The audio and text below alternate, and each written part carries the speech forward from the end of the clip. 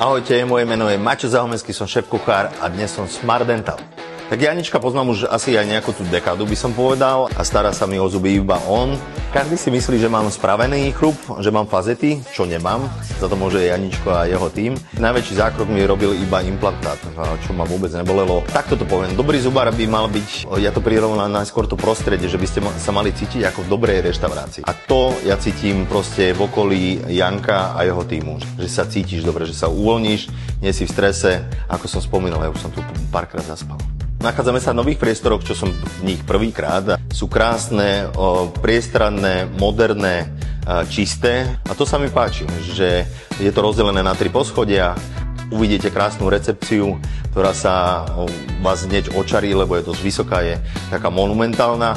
A sa mi páčia, že to vynovili aj takými sloganmi a je to také hravé, takže cítim sa tu krásne. To je asi všetko. No, treba sa usmievať a chodiť dobrému zubarovi.